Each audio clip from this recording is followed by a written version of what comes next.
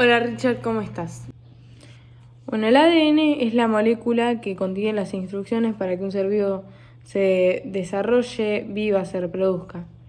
Se transmite de padres a hijos porque está en cada célula del cuerpo y se compone de unas moléculas que se llaman nucleótidos, que a su vez estos nucleótidos están formados por un grupo de fosfato, un grupo de azúcar y una base nitrogenada.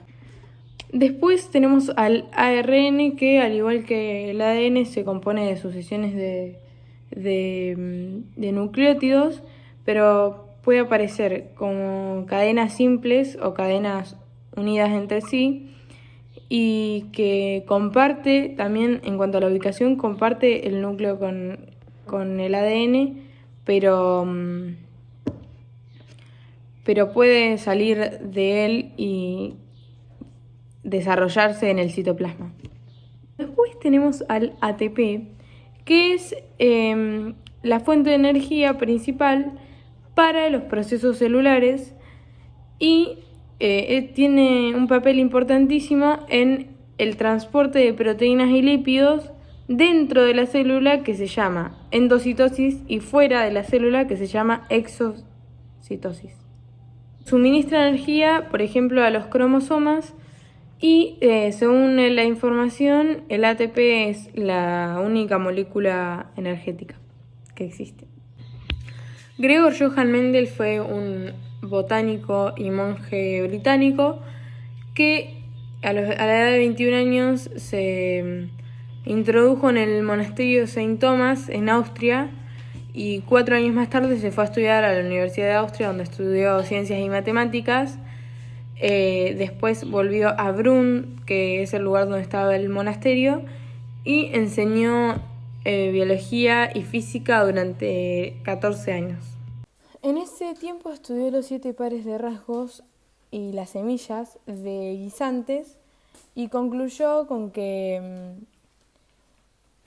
las plantas transmitían rasgos hereditarios a través de los gametos, entonces a estos rasgos los llamó genes. También introdujo el concepto de que estos rasgos tenían un elemento dominante y otro recesivo.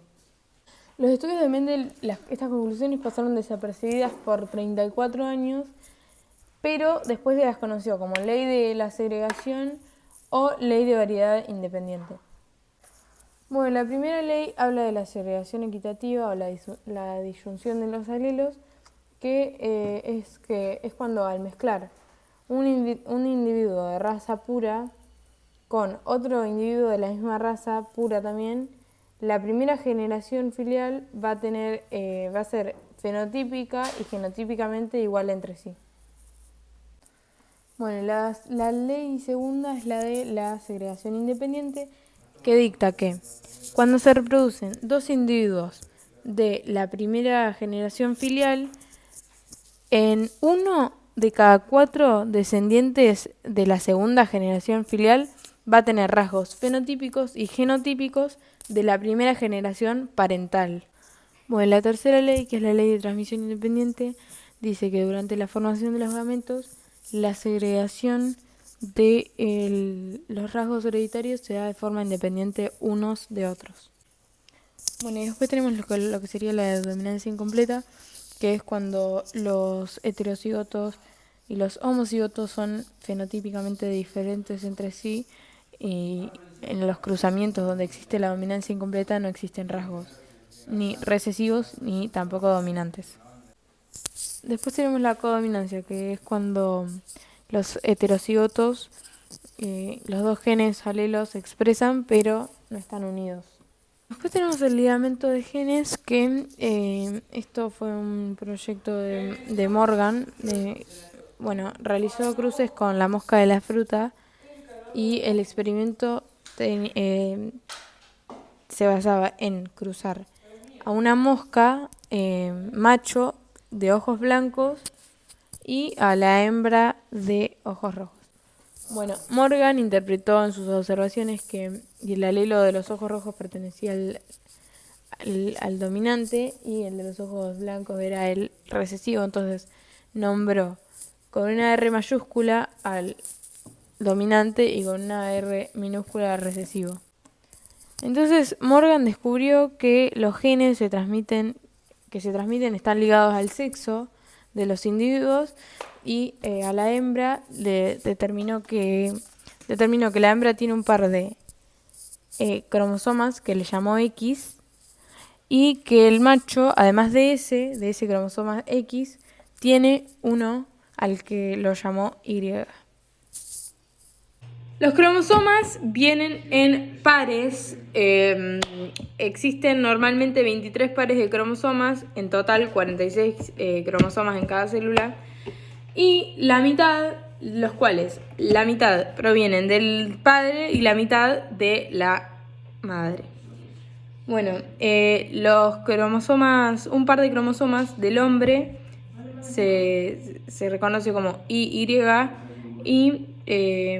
y X, y en la mujer 2X. Entonces, esto va a determinar si el individuo que provenga de esa unión sea femenino o masculino, y los cromosomas restantes se denominan autosómicos y son los cromosomas que van del par 1 al par 22.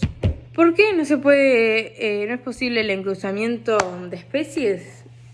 Porque en biología los mecanismos de aislamiento reproductivo son un conjunto de comportamientos, procesos fisiológicos, etcétera, características que impiden que dos individuos de diferentes especies se reproduzcan o tengan la capacidad de aparearse y producir descendencia. Los rayos ultravioletas, las radiaciones ultravioletas de rayos X,